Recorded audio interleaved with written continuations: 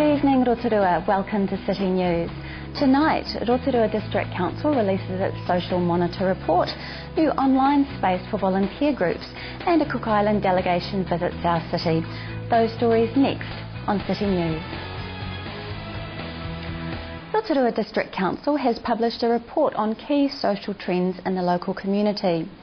Social Monitor Rotorua 2010 has been compiled by the Council using the latest statistical information from government and other sources. The report reveals positive trends in Rotorua in a number of areas. These include a decrease in infant death rates, more people attaining academic qualifications, and a reduction in the number of people injured in traffic accidents.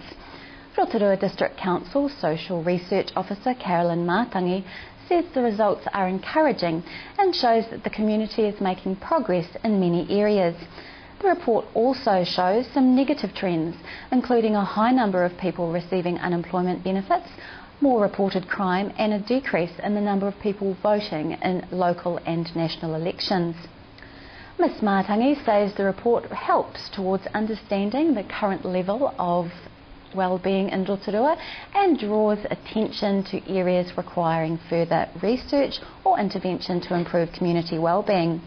Copies of the Social Monitor Report 2010 can be downloaded free of charge from the Council website. A new online space for volunteer groups and organisations in the Bay of Plenty is now live following the launch of the new Trustpower Community Connect website. The site launched this week and has more than 350 community groups listed from the region. Trustpower Community Connect is a free online space for New Zealand's grassroots community groups and non-for-profit organisations, and it provides a place to promote their activities and events, as well as to find and network with other volunteers. Trustpower Community Relations Coordinator Pip Suden says the new Trustpower website is easy to use and offers more services than their previous site. Trustpower Community Connect can be found online at communityconnect.co.nz. A delegation of government and local body officials from the Cook Islands were welcomed at the mayoral reception last night. The delegation have been sponsored by the New Zealand government. Yeah, good. Well, we've just been honoured providing a pōhiri for our Cook Island Rarotongan relations who are here on a 5-day visit throughout New Zealand, the North Island of New Zealand. So a mayoral reception, we always try and incorporate a welcome from Te Arawa. So it's been just wonderful sharing the culture and also having it mixed and embraced with a civic welcome. And the purpose of the visit is that we've come to sort of like see what the waste, how you manage your waste in New Zealand. And so we went as far as Wairoa, Gisborne, Opotiki, and now Rotorua. So our purpose of the trip is to see how New Zealand, or how these communities or these districts look after their waste. So that's the purpose of our trip, and it's been very good. We've seen something that we don't sort of could not have seen without this trip in New Zealand. The delegation also included the Mayor of Aitutaki, John Harold Baxter. The delegation left for the Cook Islands earlier today.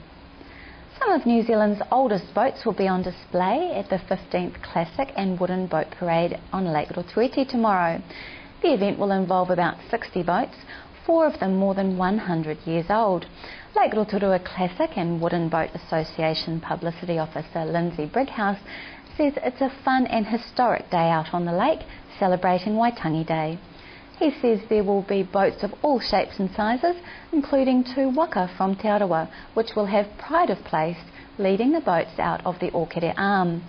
Boats from as far away as Auckland, Napier, Wellington and the Waikato will take part. You can see the sail past at the Okere Arm of Lake Rotuiti below the Whangamarino School at 10 a.m. tomorrow. Finally tonight, New Zealand's most popular outdoor reggae music festival is set to entertain the almost 20,000 fans that are expected to attend. Ragamuffin 2011 is at the Rotorua International Stadium and is headlined by American artist Mary J. Blige and international artists Maxi Priest, Jimmy Cliff, the Original Wailers and Kiani Marley. Operations Manager Crispian Stewart says a relaxed atmosphere contributes to the event's success. Mr Stewart says with Ragamuffin confirmed for Rotorua for the next 5 years, it provides lots of opportunities for locals. He says the event plays a huge role economically and was one of the biggest events held in the city. Met Service forecaster Mickey Malavitt says to expect long, sunny spells and westerly winds. So, take your sunscreen, a hat and a bottle of water, which can be refilled for free, and need I say, your ticket. But most importantly, have fun. To your weather, Rotorua and surrounding areas. Tonight it will be fine with westerlies and overnight low of 18. Tomorrow, Saturday, long sunny spells with westerly winds, a very hot day with a high of 29 and an overnight low of 16. Outlook for Sunday, fine again with westerlies, another hot day with a high again of 29 and overnight a low of 17. To the marine forecast for Lake Rotorua for Saturday, westerly winds 10 knots rising to 15 knots for a time in the afternoon. Waves less than half a metre with long fine spells. Coming up after the break, Crispian Stewart and Tia Smith have more on Ragamuffin. Sharon Fleet tells us about Nongataha's plans for Waitangi Day, and Amanda's here with more upcoming events. Join Steve next on City News.